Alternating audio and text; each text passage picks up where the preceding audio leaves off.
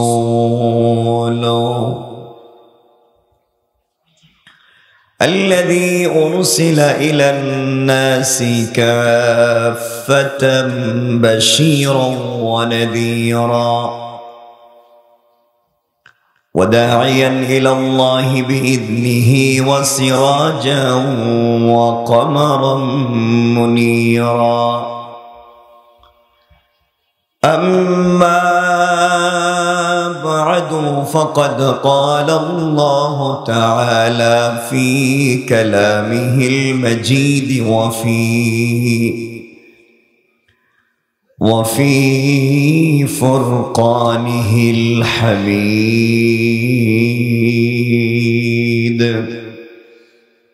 شكل قرن أعوذ بالله من الشيطان الرجيم بسم الله الرحمن الرحيم وعد الله الذين آمنوا منكم وعملوا الصالحات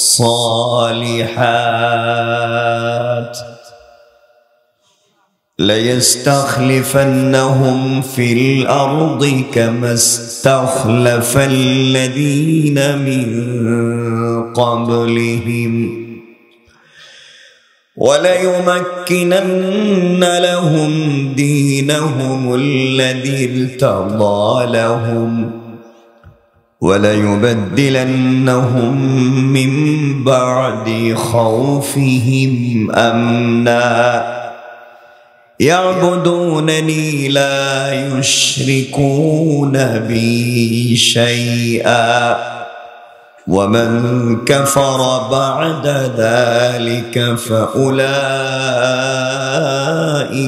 هم الفاسقون صدق الله العظيم وصدق رسوله النبي الكريم ونحن على ذلك من الشاهدين والشاكرين والحمد لله رب العالمين আমার বন্ধুগণ যারা আসতে পেরেছেন যারা বসতে পেরেছেন আল্লাহ পাক যাদেরকে আসবার সমূহ তৌফিক দিয়েছেন সুযোগ দিয়েছেন সকলে আওয়াজ করে বলেন এই জবান দিয়েছেন কে? সকলে বললেন না।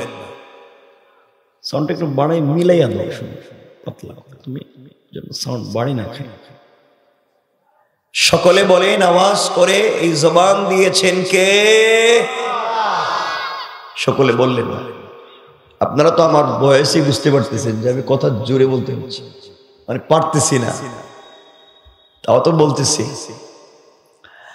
আমাকে যদি আপনারা সাপোর্ট দেন, সহযোগিতা করেন, তাহলে আমরা মিলেমিশে কিছু কথা শুনবো কোরআনে কারীমের 18 নম্বর পারার সূরা নূরের 55 নম্বর আয়াত তেলাওয়াত করেছি। এই আয়াতে আল্লাহ এক শর্তে দুনিয়ার 3টা পুরস্কারের কথা বলেছেন, এক শর্তে আখিরাতের একটা পুরস্কারের কথা বলেছেন। দুনিয়ায় 3টা, আখিরাতে একটা, কমপ্লিট 4টা পুরস্কার দিবেন, শর্ত একটা। কয়টা? আমার কথা কি বুঝেন? এটা ক্লাসের মতো আমার সাথে কথা বলতে হবে। যারা আমাকে চিনেন বা কোনোভাবে আলোচনা শুনেছেন, আমার সাথে কথা বলতে হবে। পারবেন? বলেন বলেন, আবার বলেন। এই যে আপনারা মধ্যখানে বসে রয়েছেন, কিছু কম না কেন?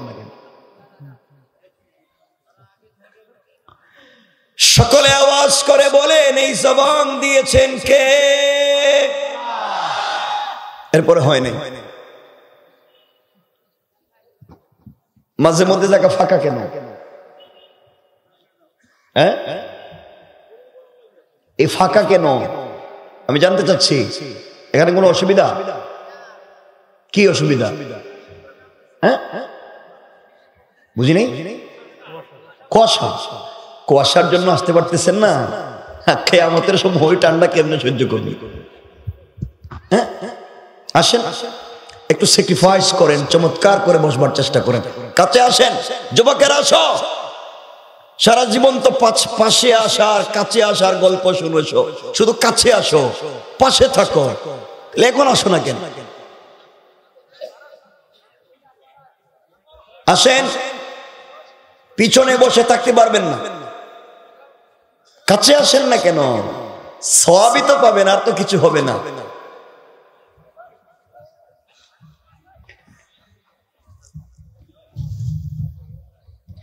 হেরা মনে হইতেছে রোহিঙ্গা না কিতা, আলাদা দেখি বুঝছে কিতা।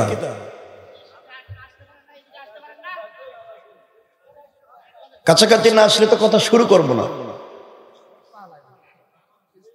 মানাইতেছে এরা পালাইয়া গেছে, আর কিছু বাকি রয়েছে, দূরে দূরে থাকতেছে। কিছু হবে না, আমরা সবাই মিলে মিশে কথা শুনবো কোরআনের। সকলে আওয়াজ করে বলেন, এই জবান দিয়েছেন কে? পিছনে আপনারা বলছেন ওই যে হাসতেছে, এই যে গ্রিন শার্ট, কিন্তু কথা কয় নাই। এই যে আবার পিছনে তাকায়। সকলে আবার বলেন, এই জবান দিয়েছেন কে? তুমি কইলা না? তুমি বসে রয়েছো, তুমি কি তা বিয়ে করছো নি? আমি তো দেখতেছি কার ঠোঁট নড়ে আর কার নড়ে না। তুমি যদি ঠোঁট না নাড়াও, আমরা আল্লাহর বইলা দিমুর জন্য বন্ধ করে দেয়। কথা আমি বলবো কেন? সবাই কথা বলতে হয়। সাওয়াইম বাইনানা ওয়া বাইনাকুম, তুমি যেভাবে আমি ওভাবে, আমরা মিলেমিশে কথা শুনবো। আমি বলবো, না বুঝলে আবার বলবো, না বুঝলে আবার বলবো, না বুঝলে দাঁড়িয়ে বলবেন বুঝি নাই, আবার বলবো। এরপরে বুঝে বাড়িতে যেতে হবে, দিন শিখে যেতে হবে, এছাড়া আর কোনো সুযোগ থাকবে না। এটা মনে রাখবেন, ক্লাস চলবে, দেখবেন আমরা এভাবে কথা শুনবো। সকলে আমার সঙ্গে নামাজের দুরূদ পড়েন। আল্লাহুম্মা সাল্লি আলা মুহাম্মাদিন ওয়া আলা আলি মুহাম্মাদ কামা সাল্লাইতা আলা ইব্রাহিম ওয়া আলা আলি ইব্রাহিম ইন্নাকা হামিদুম মাজিদ।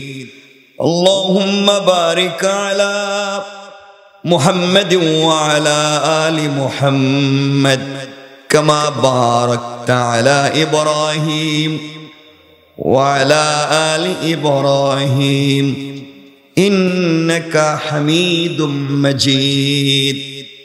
আলহামদুলিল্লাহ।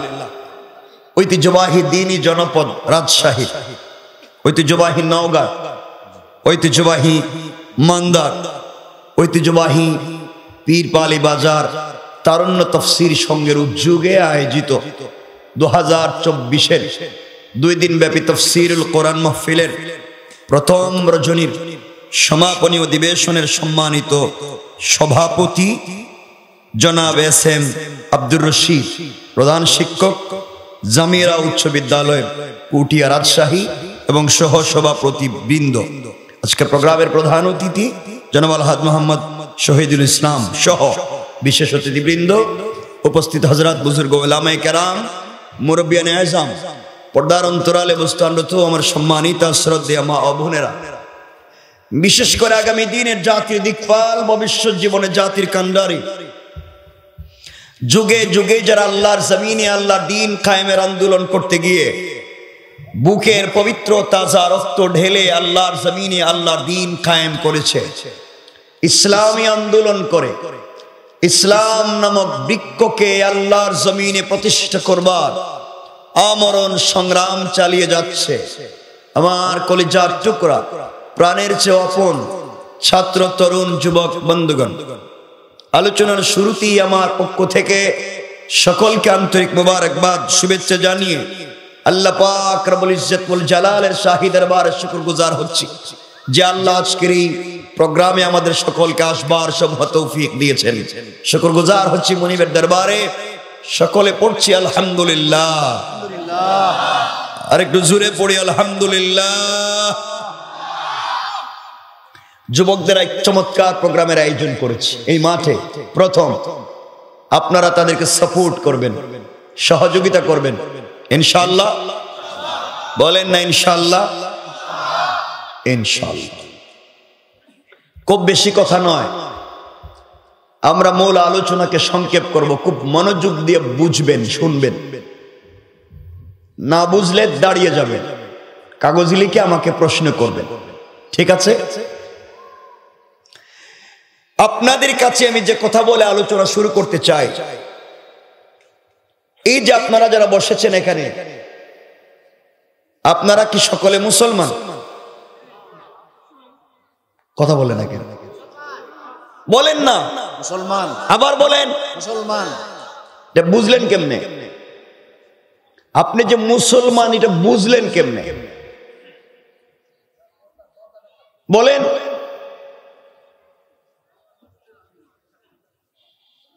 কিছু কয় না, বলেন না কেমনে মুসলমান?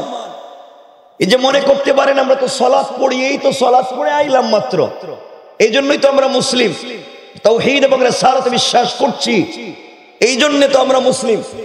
মনে রাখবেন, শুধুমাত্র সালাত পড়লেই মুসলমান হওয়া যায় না।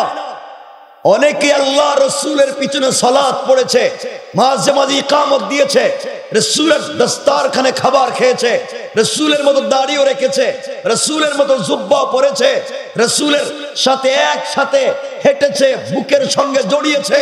তার ইন্তেকালের পরে রসুল পাক নিজের জুব্বা মুবারক করে তার কাফন দিয়েছেন। তার ইন্তেকালের পরে রসুল নিজে তার জানাজায় শরীক হয়ে ইমামতি করতে চেয়েছেন। আল্লাহ বলেছেন পয়গম্বরে আরবি, আপনার মুসল্লি, আপনার দস্তারখানের সাথী, আপনার জুব্বা নিয়ে কবরে, ইয়া রাসূলুল্লাহ, একটা নয় 100 জুব্বা দিয়ে কাফন দিতে পারেন, একবার নয় 1,00,000 বার আপনি তার জানাজার ইমামতি করতে পারেন, কিন্তু আমি তাকে জান্নাত দিব না। ঠিক কি বুঝলেন? রাসূলের মুসল্লি, রাসূলের দস্তারখানের সাথী, ও বেচারাকে আল্লাহ বলছেন জান্নাত দিবেন না। কোরআনের আয়াত নাজিল করছেন। অত আব্দুল্লাহ ইবনে উবাই ইবনে সেলুল রাসূলের চাইতে লম্বা দাড়িও ছিল, জুব্বাও রাসূলের চাইতে লম্বা কম ছিল না। এরপরেও রাসূলের পিছনেই সালাত পড়তো, সুযোগ পাইলে ইকামতও দিত, সুযোগ পাইলে রাসূলের দস্তারখানে খাবার খাইতো। এত কিছুর পরেও লোকটাকে রব বলতেছেন জান্নাতি আর জাহান্নামী। জাহান্নামী। কথা বলা লাগবে। জাহান্নামী। আবার বলেন জাহান্নামী। জাহান্নামী। অপরাধ নামাজ পড়তো না। পড়তো। কথা বলেন না। অপরাধ নামাজ পড়তো না। পড়তো। অপরাধ দাড়ি ছিল না? ছিল। সব ছিল। ছিল। অপরাধ নামাজও পড়তো, দাড়িও ছিল, রাসূলের প্রতি বাস্তবিক অর্থে সামনাসামনি আনুগত্য ছিল, কিন্তু তার বাহিরের লাইফের সাথে ভিতরের লাইফের কোনো মিল ছিল না। অর্থাৎ ভিতর আর বাহির মিল ছিল না। যার ভিতর আর বাহির মিল নাই তার নাম বলেন, তার নাম মুনাফিক। আবার বলেন মুনাফিক। আল্লাহ বলছেন তার নাম মুনাফিক, সে জাহান্নামী। এই জন্য সে রাসূলের পিছনে সালাত পড়েও ভিতর ঠিক না থাকবার কারণে, অর্থাৎ ভিতরের কাজ আর বাহিরের কাজ মিল না থাকবার কারণে সে মুনাফিক, জাহান্নামী। আপনাদের কাছে আমিও জানতে চাই, আপনারা যারা এখানে বসেছেন আল্লাহর ওয়াস্তে জবাব দিবেন। আমার কথা এভাবেই বুঝবেন, আমরা যে মসজিদে সালাত পড়ি, নামাজ পড়ি, হুকুম মানি কার? আল্লাহ। সবাই বলেন আল্লাহ। তরিকা মানি কার? আল্লাহ। অবশ্যই আল্লাহর নয়। তরিকা আল্লাহর হয় না, তরিকা হয় রাসূলের, হুকুম হয় আল্লাহর। আল্লাহর হুকুম রাসূলের তরিকায় পালন করবার নামই মুসলিম। পালন করবার নাম, আমি কিন্তু মুমিন বলি নাই, আমি মুত্তাকি বলি নাই, কারণ আল্লাহ কোরআনের কোন জায়গায় কোট করেন নাই যে মুমিন না হইয়া কবরে আইসো না, মুত্তাকি না হইয়া কবরে আইসো না, এই পরিচয় দেন নাই। রব বলেছেন ওয়ালা তামুতুন্না ইল্লা ওয়া আনতুম মুসলিমুন, মুসলমান না হয়ে সাবধান, কবরে আইসো না। মুসলমানটা কে, কেন বললেন? আমরা এই আলোচনাগুলো নিয়ে আসবো। আল্লাহর হুকুম মেনে মসজিদে সালাত পড়ি কার তরিকায়? সবাই বলেন না। তাহলে আল্লাহর হুকুম মানি। আমরা রুকু করি কার হুকুমে? সবাই বলেন না। সেজদা করি কার হুকুমে? আমরা আগে সূরা ফাতিহা পড়ি না অন্য সূরা পড়ি? হুকুম কার? তরিকা কার? আগে আমরা ডান দিকে সালাম ফিরাই না বাম দিকে? হুকুম কার? তরিকা কার? আমরা মসজিদে গিয়ে নামাজে বলছি ইয়াকা নাবুদু, আল্লাহ একমাত্র আপনার ইবাদত করি। রাসূলের দেখানো পথে আমরা একমাত্র ইবাদত করি, আমার মতো নয়। একমাত্র ইবাদত করি পীর সাহেবের দেখানো পথে নয়। একমাত্র ইবাদত করি তোমার নেতা এবং লিডারের কথায় নয়। একমাত্র ইবাদত করি তোমার একমাত্র রাসূলের তরিকায়। এই কথাগুলো সালাতে বলছি, বলছি আল্লাহ আমরা জানি এই পৃথিবীতে কেউ কাউকে হিদায়াতের রাস্তা দিতে পারে না, আপনিই পারেন একমাত্র দাতা। ইহদিনাস সিরাতাল মুস্তাকিম, আমাদেরকে একমাত্র সিরাতে মুস্তাকিম যেটা আপনি চিনেন আর কেউ জানে না, ওই পথে আমাদেরকে চালাও। ওই পথ যেই পথে চইলা মানুষ তোমার কাছ থেকে অনেক কল্যাণ পেয়েছে, অনেক পুরস্কার পেয়েছে, আমাদেরকে এই পথে চালাও। আমরা তো তোমারই গোলাম, আমরা তো তোমারই ইবাদত করি। এই কথাগুলা বলছি, অর্থ হলো আমরা যে অবস্থায় থাকি সকল অবস্থায় হুকুম মানবো কার? বলেন কার? তরিকা মানবো কার? রাসূলের। মসজিদে এত কথা আল্লাহরে বইলা মসজিদ থেকে বাইরিয়া এই মুসল্লি যখন নিজের মেয়ের বিয়েতে গায়ে হলুদ করে, এটা কার তরিকায়? বলেন। এই মুসল্লি মসজিদ থেকে বাইরিয়া ওজনে কম দেয় বাজারে, কথা বলেন না কেন? না দেয় না? এই মুসল্লি মসজিদ থেকে বাইরিয়া গরিবের জায়গা জমি দখল করে, বলেন। আরেকজনের জায়গা জমি নিজের নামে জাল বুয়া দলিল বানায়, কথা বলে না কেন? আছে না নাই? তাইলে মুসল্লির মসজিদের কাজে আর বাহিরের কাজে মিল আছে? বলে না মিল আছে। যার ভিতরের কাজে বাহিরের কাজে মিল নাই তার নাম? সবাই বলেন। এখন আপনারা বলেন আপনাদের মসজিদের বিশ্বাসে আর বাহিরের বিশ্বাসে মিল আছে? বলেন। আবার বলেন। তাহলে আপনারা কথা আপনারা বলেন, আপনারা বলেন মুনাফিক, বলেন মুনাফিক, বলেন। ভাব ধরে বসে রয়েছেন। আমি জীবনে আসি নাই, কিয়ামত পর্যন্ত আর আসতাম না, কিন্তু কথা শুনতে হবে কি বলতে চাই। দায়িত্ববোধ নিয়ে কথা বলতে বসছি। কি ভাব ভঙ্গি ধরছে, অলিয়া উলিয়ার মতো দাড়িও আছে, জুব্ব আছে, টুপিও আছে, অথচ এলাকার সব পাবলিকে ঠকাইয়া ধান্দাবাজি কইরা অলিয়া উলিয়ার ভাব ধরছে। কথা বলেন। আর কত ঠকবেন আল্লাহকে? রাগ করছেন আমার কথায়? রাগ করলে কি করতে পারবেন? তো আগামীতে দাওয়াত দিবেন। আমি তো বলছি কিয়ামত পর্যন্ত আইতাম না, দাওয়াত দিলে কেন না দেন? এই সমাজ ব্যবস্থা নষ্ট করেছেন আপনারা, এই পুরা সমাজ ব্যবস্থা নষ্ট করেছেন আপনারা। এখানে অনেক মুরব্বী বসা, যাদের মুখের দাড়ি সাদা। একটু আগে আপনারা আমাকে বলছেন আপনারা মুমিন, আর এখনই বলছেন আপনারা মুনাফিক, কারণ মসজিদের কাজে বাহিরের কাজে মিল নাই। আপনারাই বলতেছেন। আপনাদেরকে জিজ্ঞাসা করছে সমাজ আপনারা নষ্ট করেছেন। অনেক লোক আছেন এখানে যাদের মুখের দাড়ি সাদা, পকেটে এক হাত লম্বা তসবিহ আছে, 5 ওয়াক্ত মসজিদে সালাত পড়েন, হজও করেছেন, হয়তো উমরাও করেছেন। কসম রব্বে পাকের জাতের, আল্লাহর কুরআন হাতে নিয়ে বলছি, এমন 5 ওয়াক্ত নামাজি এলাকায় আছে যারা নামাজ পড়বার পরেও এলাকার সবথেকে বড় সুদের কারবারি। ঠিক কিনা জোরে বলেন? নাই? বলা লাগবে নাই? সমাজ নষ্ট করছে কে? হেরা কর, কোন আমরা হেরা কর, হেরা কর। আমরা সমাজকে বিকারগ্রস্ত করেছি আমরা। কথাগুলা দিল দিয়ে শুনেন। সমাজে অনেক লোক আছেন, অনেক লোক আছেন এই সমাজে গরিবের জায়গা জমি নিজের নামে বুয়া জাল দলিল করে। নাই? কেউ রাগ করবেন না যারা বিলিস পলিটিক্স করেন, এলাকার রাজনীতি করেন, এলাকার মোড়ল, এলাকার মাতবর, এলাকার মাতুব্বর, এলাকার বিচারী, পঞ্চায়েতের বড় মুরব্বী, এলাকার সর্দার, এই এলাকায় হয়তো থাকতে পারে এমন পঞ্চায়েতের মুরব্বী আছে যারা পঞ্চায়েতের বিচার করতে গিয়া এক কাপ রং চা খাইয়া, লাল চা খাইয়া এদিকের বিচারকে এদিকে দিয়ে দেয়। কথা বলেন আছে না নাই? সমাজ নষ্ট করছে কে? আমরাই। বলেন কে? আমরাই। এগুলো নাই এলাকায় আছে, শয়তান খুঁজে পায় না।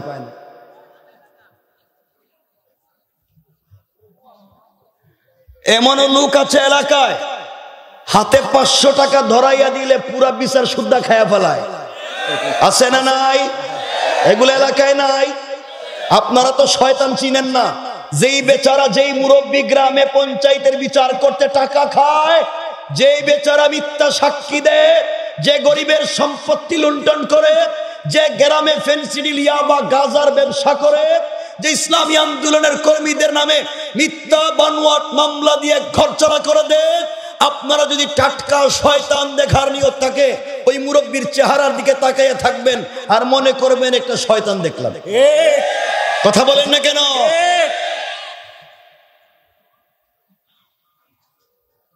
সমাজকে এত নোংরা করেছি আমরা। শয়তান চিনেন না তো? শয়তান মারার জন্য মক্কায় যান,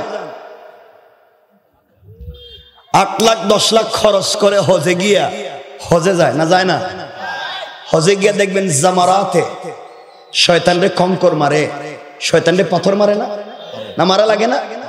লাগে। গত হজের আগের হজে দেখলাম এক হাজি সাহেব হজে গিয়া জামারাতে শয়তানরে পাথর মারতেছে। মারতে মারতে বুধ রাগ উঠে গেছে, জুতা খুললে হমানে মারতেছে।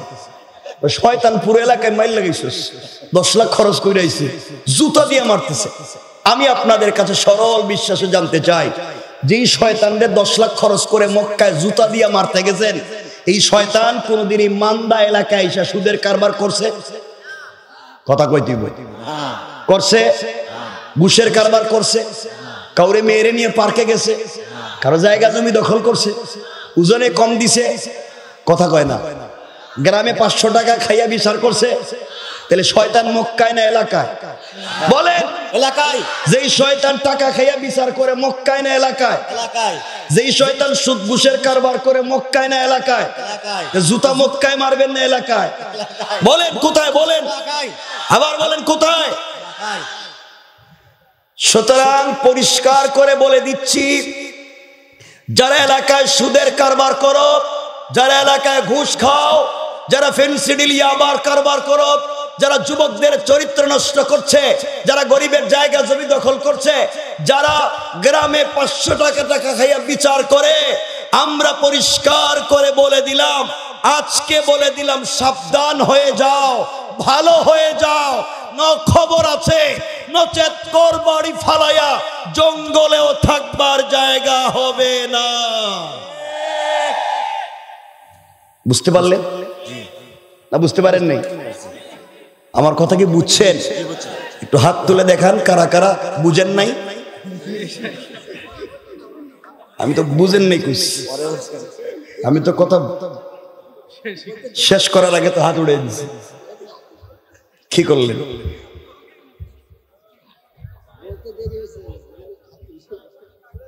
কষ্ট হয়, অসুবিধা হয়, এইভাবে অল্প অল্প বলবো আর কি।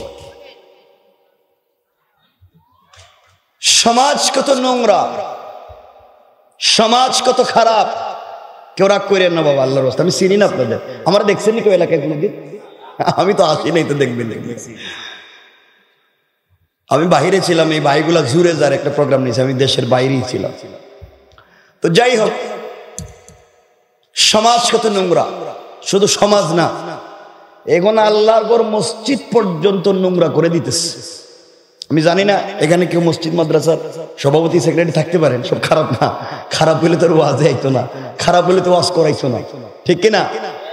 কিন্তু আমি বলছি, ম্যাক্সিমাম জায়গায় খবর নেন, সমাজ এত নষ্ট। ম্যাক্সিমাম মসজিদের সভাপতি সুদখোর, ক্যাশিয়ার ঘুষখোর, সেক্রেটারি দুর্নীতিবাজ, চাঁদাবাজ, বদমাইশ, ফেন্সিডিল ব্যবসায়ী, ইয়াবা ব্যবসায়ী, এতিমের জায়গা দখল করে, বিধবার বাড়ি দখল করে, মসজিদ মাদ্রাসার কেসের পয়সা মাইরা খায়, শেষ বয়সে মসজিদ মাদ্রাসার দায়িত্বশীল হয়ে যায়।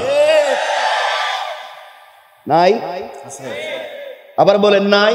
আছে। এ সমাজ নষ্ট করছে কে? আমরা আমরা।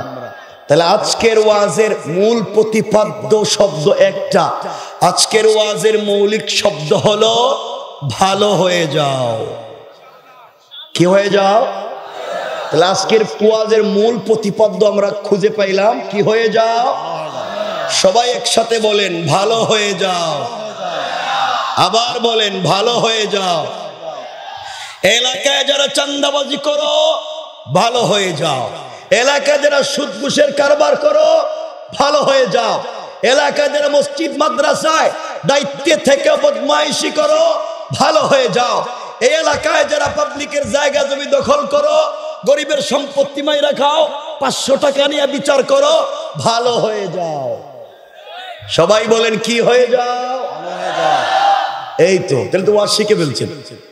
সকালে যদি দেখেন কোন মুরব্বী 500 টাকা খাইয়া বিচার করে এদিকে যাইতেছে, পিছনে সালাম দিয়া বলবেন আঙ্কেল আসসালামু আলাইকুম, ভালো হয়ে যাও। এবার ঘটনা কি? বলে ওয়াজটা শুরু করে দিস, ভালো হয়ে যাও। তাহলে মোটামুটি তার কান পর্যন্ত পৌঁছে যাবে যে এখন খবর আছে।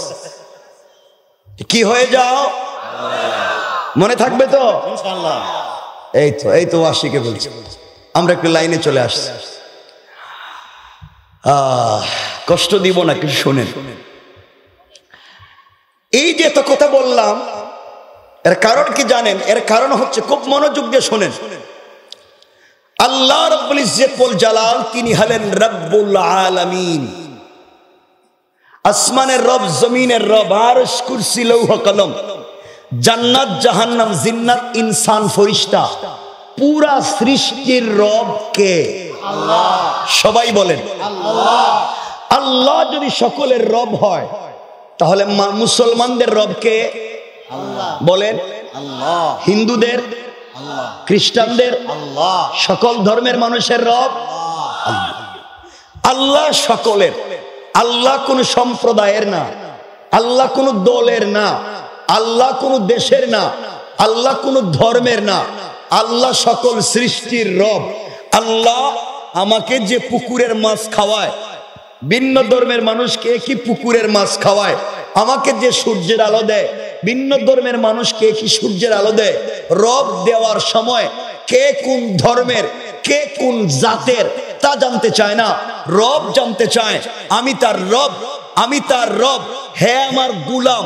সুতরাং রব সম্প্রদায়ের না, রব সকলে। রব বলেন রব। যিনি সকলের জন্য হয় তিনি সাম্প্রদায়িক না অসাম্প্রদায়িক? কথা বলেন না বাবা। অসাম্প্রদায়িক, কোন সম্প্রদায়ের না, সকল সম্প্রদায়ের।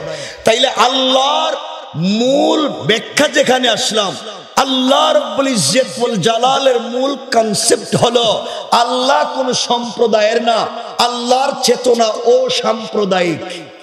এটা কোন দলের না। আল্লাহ কার? কথা বলেন না, আল্লাহ কার? দেখেন, কোরআনকে আল্লাহ কোন ধর্মীয় কিতাব বানান নাই যে কোরআন শুধুমাত্র ধর্মীয় কিতাব। কোরআনকে বানিয়েছেন হুদাল্লিল আলামিন, কোরআনকে বানিয়েছেন হুদাল্লিন নাস ওয়া বাইয়িনাতিম মিনাল হুদা ওয়াল ফুরকান। কোরআন হলো সকল মানুষের জন্য হিদায়াত। কোরআন সকলের জন্য, ধনী গরিব, ছেলে মেয়ে, নারী পুরুষ, হিন্দু বৌদ্ধ সকলের জন্য কোরআন হিদায়াত। কোরআন কি?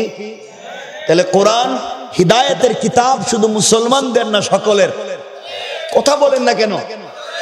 আল্লাহ কার? আল্লাহ কার? কোরআন কার? দেখেন, কোরআন অসাম্প্রদায়িক, আল্লাহ অসাম্প্রদায়িক, সকলের জন্য। রাসূল পাক সাল্লাল্লাহু আলাইহি ওয়াসাল্লামকে আল্লাহ তাআলা কোন শুধুমাত্র ধর্মীয় রাসূল আর নবী বানান নাই, রাসূলকে বানিয়েছেন রাহমাতাল লিল আলামিন, পুরা আলমের জন্য রহমত, পুরা সৃষ্টির জন্য রহমত। আল্লাহ রাব্বুল আলামিন, কুরআন হুদাল লিল আলামিন, রাসূল রাহমাতাল লিল আলামিন। আল্লাহ সকলের, কুরআনও সকলের, রাসূলও সকলের। সুতরাং এই সমাজে আল্লাহ, রাসূল এবং কোরআনকে নিয়ে আমরা কোনো ফিতনা তৈরি করব না। একদল লোক আছে ফিতনা করে আমাদেরকে বিপদে ফেলাইতে চায়, আমাদেরকে সাম্প্রদায়িক বানাইতে চায়। বরং না, আমরাই এই জাতির মধ্যে একমাত্র আল্লাহর তাওহীদ, একমাত্র রাসূল চলবে। আর চালাতে গিয়ে আমরা যেটাকে সংবিধান মানব, রব বলেছেন কোরআনে কারীমে সূরা ইব্রাহিমের প্রথম আয়াতে আলিফ লাম রা, কিতাবুন আনজালনাহু ইলাইকা লিতুখরিজান নাসা মিনাজ যুলুমাতি ইলান নূর। রব বলেছেন কোরআন একটা ম্যাগনেটিক লাইট, কোরআন একটা বাস্তবিক চুম্বক, যা আমি দিয়েছি পুরো সৃষ্টিকে অন্ধকার থেকে আলোর পথ দেখাবার জন্য। কথা কি বুঝতে পারলেন? এটা হচ্ছে কোরআনের মৌলিক শিক্ষা। আমরা যদি এগুলাকে ধারণ করে চলতে পারি তাহলেই সমাজে ফিতনা হবে না, নচেত ফিতনা তৈরি হয়। আল্লাহ তাআলা আমাদের সবাইকে বুঝার তৌফিক দান করুন। আস্তে বলবেন না জোরে বলেন? আপনাদের কষ্ট হচ্ছে না আমার কথা? আমার কথা কি বুঝতে পারছেন? আচ্ছা, এখন কথা হলো, আমরা বুঝতে পেরেছি আমরা হয়তো মুনাফিক হয়ে গেছি, নাহলে আল্লাহর ইবাদত থেকে দূরে চলে গেছি। এখন আল্লাহর ইবাদতের কাছাকাছি আসা দরকার আছে না নাই? আছে। ওই কি করতে হবে এই কথাগুলো আল্লাহ কোরআনে কারীমে বলছেন। আমার মুসলমান বন্ধুগণ, গভীর মনোযোগ। আল্লাহ রাব্বুল ইজ্জতুল জালাল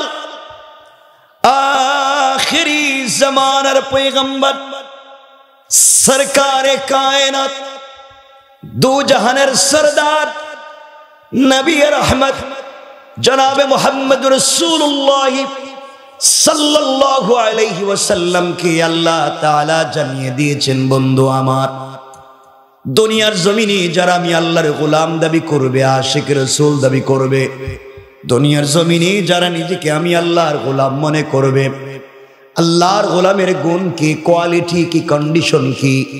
আল্লাহ যে বললেন 61 দুনিয়ায় 3টা পুরস্কার দিবেন, আখিরাতে একটা পুরস্কার দিবেন, কেমন মানুষকে দিবেন? ওই কথাগুলাই আল্লাহ তাআলা কোরআনে কারীমের 19 নম্বর পারা 25 নম্বর সূরা আল ফুরকানের 19 নম্বর আয়াত থেকে আল্লাহ তাআলা কোরআনে কারীমের সূরা আল ফুরকানের 63 নম্বর আয়াত থেকে আল্লাহ তাআলা এক এক করে বর্ণনা করলেন। আমার আল্লাহ বললেন, ওয়া ইবাদুর রাহমানিল্লাযীনা ইয়ামশুনা আলাল আরদি হাওনা। আল্লাহ রাব্বুল ইজ্জতুল জালাল বলছেন, মুসলমানেরা, এই দুনিয়ার জমিনে যারা আমি আল্লাহর গোলাম দাবি করবে, আশিক রাসূল দাবি করবে, আমি আল্লাহর গোলাম নিজেকে মনে করবে, আল্লাহর গোলামের 1 নাম্বার গুণ হলো আমার গোলাম দুনিয়ার জমিনে চলার পথে কোনোদিন অহংকার করতে পারে না। ঠিক কিনা বলেন? কি করতে পারে না? অহংকার করতে পারে না।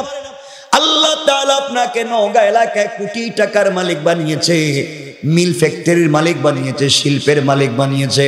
আপনি যদি আপনার সম্পদের জন্য দুনিয়ার জমিনে অহংকার করে বসে, আমার আল্লাহ চাইলে 10 তলা থেকে থাবড়ায়া গাছতলায় নামাইয়া দিতে আমার আল্লাহর 1 মিনিটও দেরি হবে না। কোন ঠিক কিনা?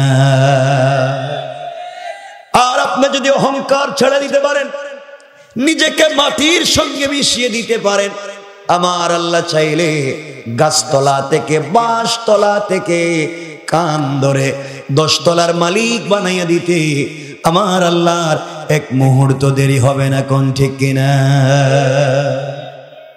এজন্য আল্লাহর গোলাম যিনি হবেন, আল্লাহর গোলামের 1 নম্বর কোয়ালিটি, অহংকার করা যাবে।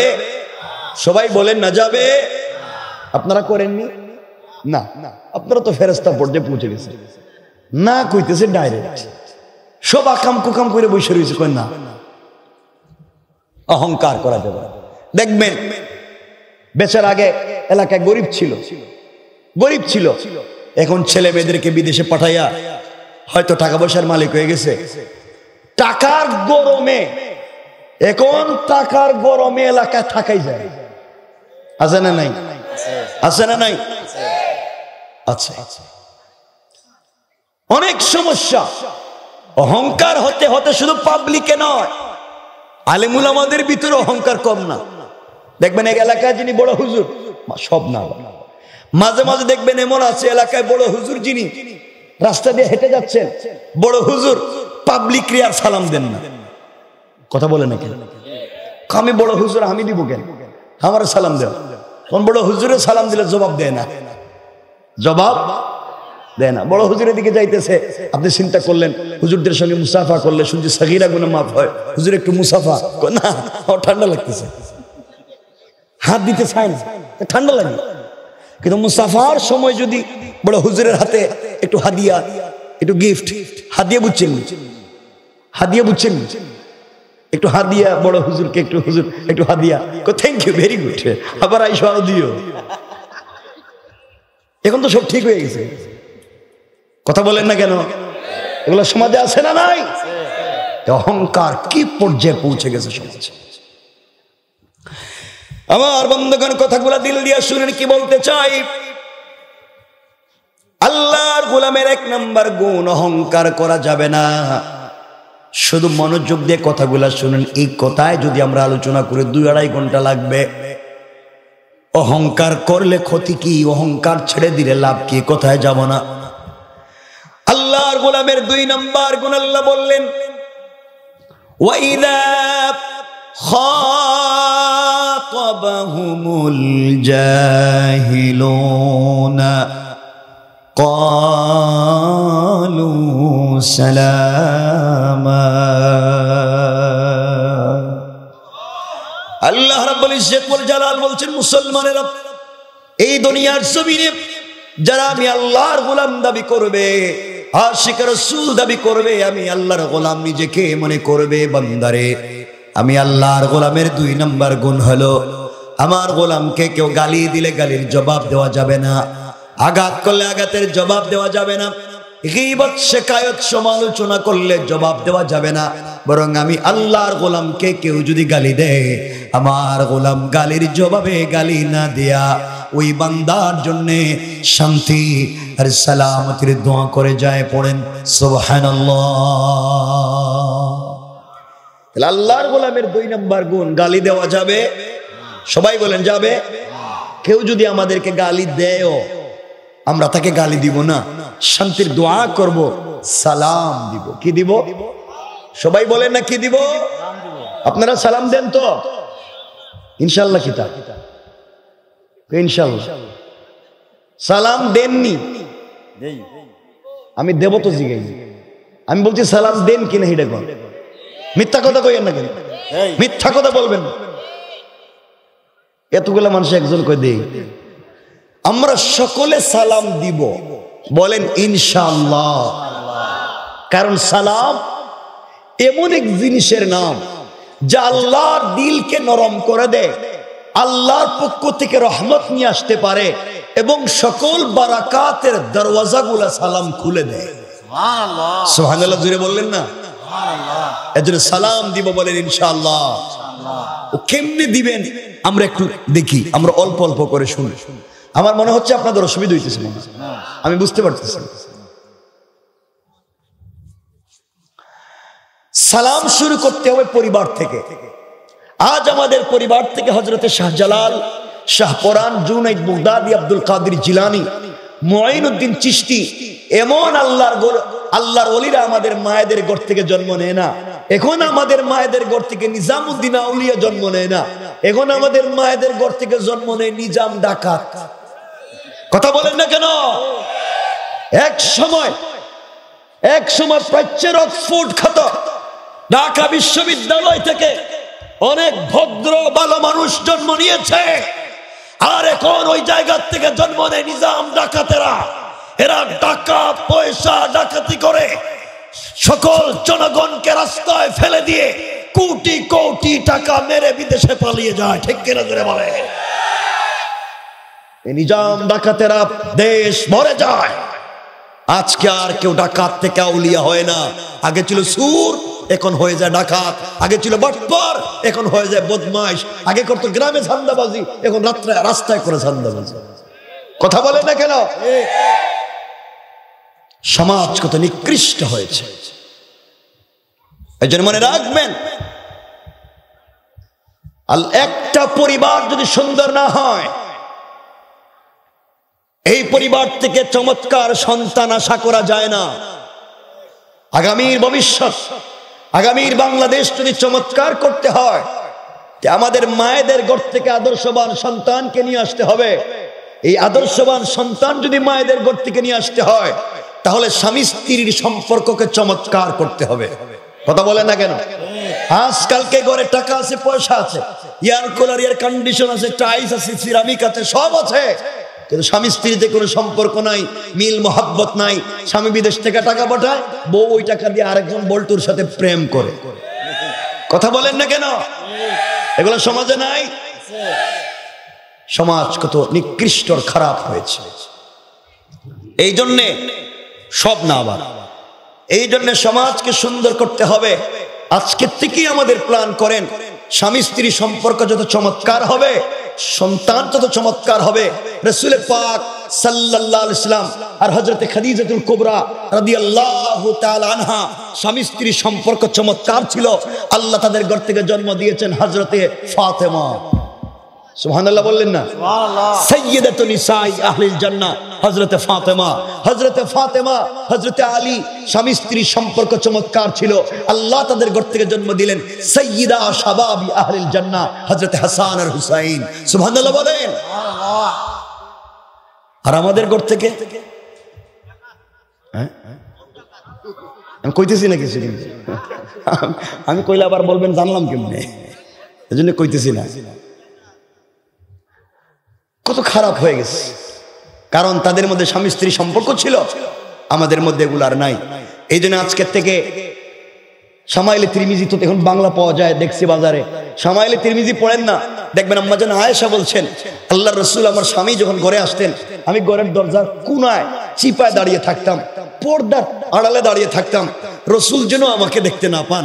তিনি আমাকে খুঁজে খুঁজে ঘরের ভিতরে এসে আয়েশা বলে ডাক দিবেন, আর আমি ঝাপটি মেরে পিছন থেকে তাকে জড়িয়ে ধরে তার কপালে চুম্বন দিয়া আমি স্ত্রী সর্বপ্রথম আমার স্বামীকে সালাম দিব।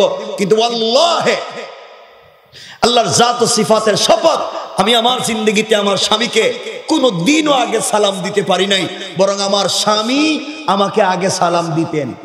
সুবহানাল্লাহ, সুবহানাল্লাহ জোরে বলেন। আম্মা জান আয়েশা বলেন, কোনোদিন আমি সালাম দিতে পারি নাই, রাসূল আমাকে আগে সালাম দিতেন। কারণ রাসূল হাদিসে বলেছেন, যে ঘরে স্বামী স্ত্রীকে, স্ত্রী স্বামীকে সালাম দেয়, এই ঘরে আল্লাহ 100 থেকে 300টা বারাকাতের দরওয়াজা খুলে দেন। সুবহানাল্লাহ। মিশকাত বাবুত তিব্বে ওয়া রিকাক, ডাক্তার এবং ডাক্তারি। রাসূল বলেছেন, যেই ঘরে স্বামী স্ত্রীকে, স্ত্রী স্বামীকে আওয়াজ করে সালাম দিবে, তাদের হার্ট এবং কিডনিতে যদি কোনো রোগ থাকে, আল্লাহ তা থেকেও তাদেরকে মুক্ত করে দিবেন। সুবহানাল্লাহ, সুবহানাল্লাহ বলেন। এই জন্য স্ত্রীকে মাঝে মাঝে সালাম দিবেন, কিছু কয় না। আল্লাহ রসুল সব সময় বাহির থেকে এসে ঘরে স্ত্রীদেরকে সালাম দিতেন। এখন রসুলকে আগেই বলছেন মানবেন, আল্লাহর হুকুম মানবেন রসুলের তরিকায়। এখন বলেন স্ত্রীর সালাম দেননি, দেননি, দেন না কেন? দেন না কেন? দেন নাই কেন? হ্যাঁ, তুমি বিয়ে করছো নাকি? তা কেউ বিয়ে করে নাই নাকি? বিয়ে তো করছো না, প্রেম তো 4-5টা করছো, এটা তো ভালোই পারো। সালাম দিবেন, বলেন ইনশাআল্লাহ। স্ত্রীকে তো সালাম দিবেন না লজ্জা করে, লজ্জা করে সালাম দিতে। আর বউরে পিটাইবার সময় লজ্জা কই যায়? ওই সময় লজ্জা কই থাকে আপনার? আজকের থেকে স্ত্রীকে সালাম দিবেন ইনশাআল্লাহ। সবাই বলে না ইনশাআল্লাহ? আরে ছেলে যারা জোয়ানেরা বিয়ে করছো না, বাকি আছো, ইনশাআল্লাহটা কো আগামীতে তো দিবা। জোরে বলো ইনশাআল্লাহ। যে মুরব্বীরা একটু হাসতেছে আমার চেহারার দিকে তাকিয়ে, হেরা মনে মনে চিন্তা করতেছে, হুজুর আপনি কোন কি বউরে সালাম দিব মানে? হেরা দেখলেই তো আমার রাগ উঠতে যায়, ঠিক কিনা? এটা কয় ঠিক।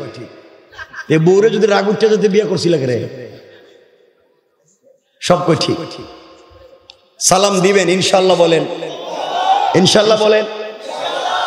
আজকেই ওয়াজ থেকে বাসায় গিয়ে কিছু বলবেন,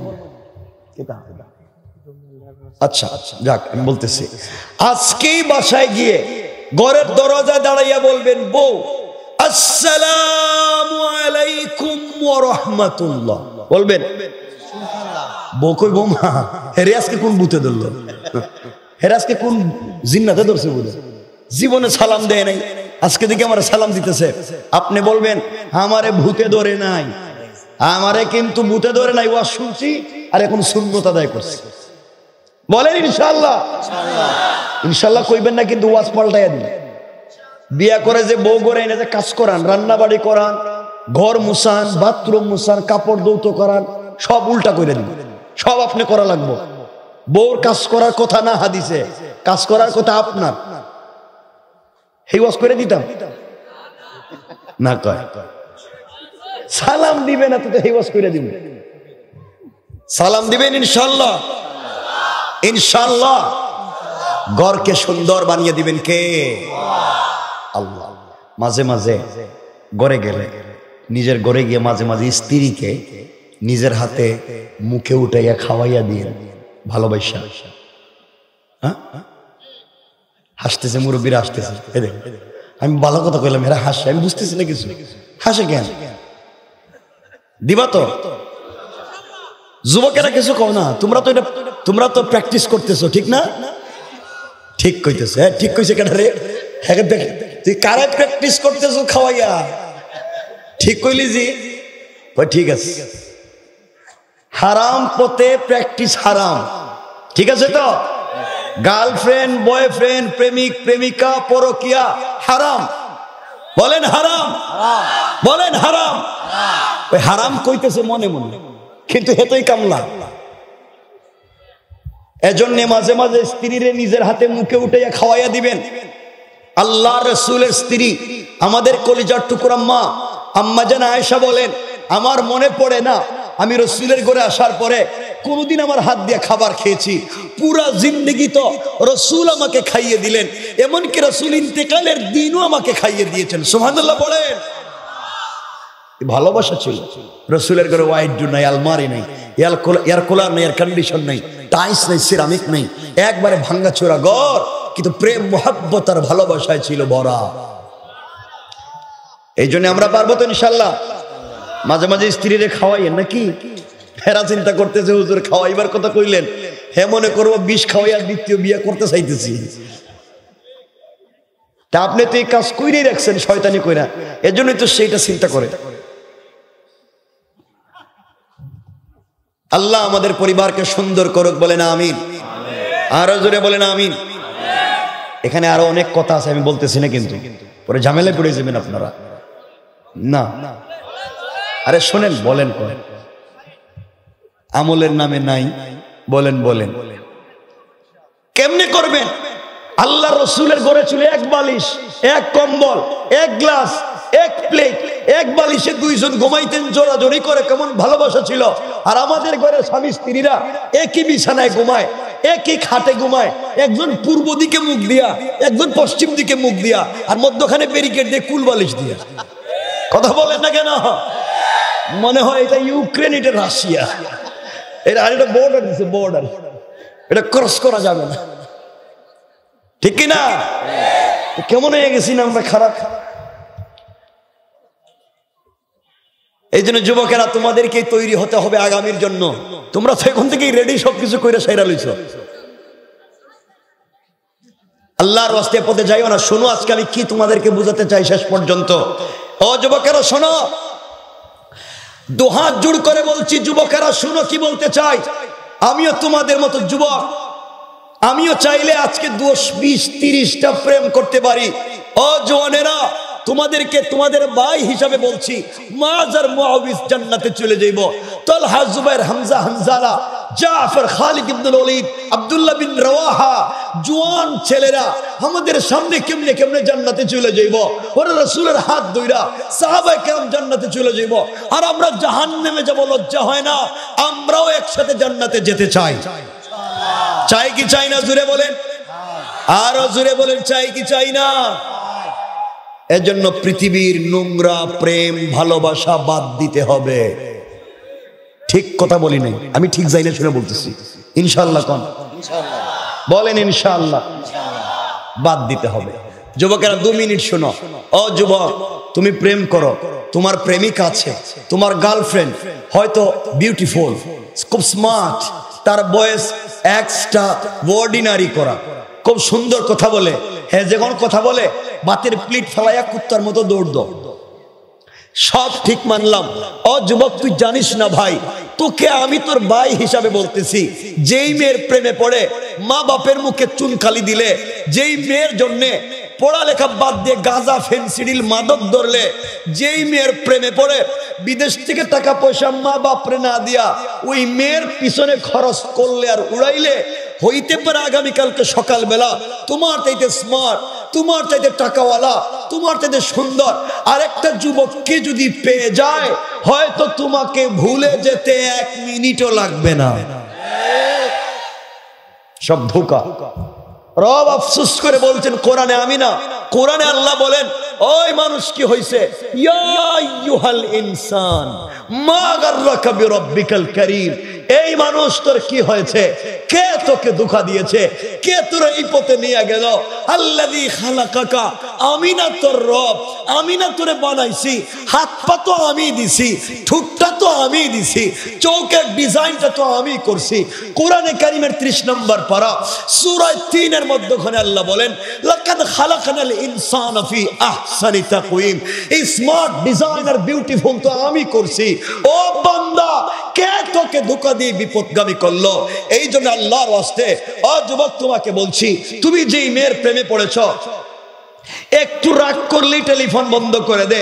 তোমার কাছে কোনো চাহিদা পেশ করছে, দিতে না পারলেই হয়তো টেলিফোন বন্ধ করে দিবে, বলবে আজকে তোমার সঙ্গে কথা বলবো না, আমার পাশে আমার মা ঘুমিয়ে থাকবে।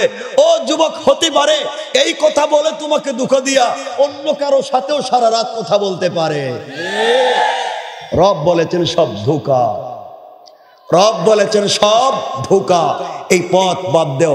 তোমরাও প্রেম করো, আমিও তো প্রেম করি, আমিও তো একজন প্রেমিক যুবক। আমি তোমাদের মতো নোংরা প্রেম করি না, আল্লাহ প্রেম করছেন, আমিও প্রেম করি। প্রেম যদি করতে হয়, ভালো যদি বাসতে হয়, একজনকেই বাসা যায়, তিনি কে? পৃথিবীর কোন মানুষকে 100% খুশি করা যায় না, না মাকে না বাপকে। তুমি বিদেশে থাকো, মা বাপ তোমার কাছে কোনো জিনিস চাইছে, যদি দিতে না পারো, মা বাপ হয়ে রাগ করে তোমার সঙ্গে কথা বলবে না। স্ত্রী বলবে 20 বছর তোমার ঘর সংসার করলাম, কি দিছিলা আমারে? ভাই বোন বলবে বিদেশে গিয়া ভাই পাল্টে গেছে। এক কথা, রাত দিন গাদার মতো খাটুনি দিয়ে ওদেরকে দাও, দিন শেষে বলবে ওরা কিছুই দেয় নাই। কথা বলেন না কেন? এই দুনিয়ার কোন মানুষকে 100% খুশি করতে পারবা না। রব বলেছে, বান্দা আমার কিচ্ছু লাগবে না, কিচ্ছু লাগবে না, আমি চাই না তোর কাছে, তুই একটাবার সেজদায় আয়, আমার কদমে সেজদায় গিয়া বল সুবহান রাব্বিয়াল আলা, আল্লাহ তুমি পবিত্র আর তুমি বড়। আমি রব কথা দিলাম, তোর পুরা জিন্দেগীর অপরাধ ক্ষমা কইরা তোর ডাকে সাড়া দিয়া মিন হাবলিল ওয়ারিদ, গলার চাইতে রোগের কাছে আসতে আমি আল্লাহর দেরি হবে না। সুবহানাল্লাহ, জোরে বলেন না। রবকে কেমনে ভুলে যাও? যুবক, তোমাদেরকে বলছি, আল্লাহই তো প্রেম করছেন আমার রসুলের সঙ্গে, ভালো তো একজনকেই বাসা যায়।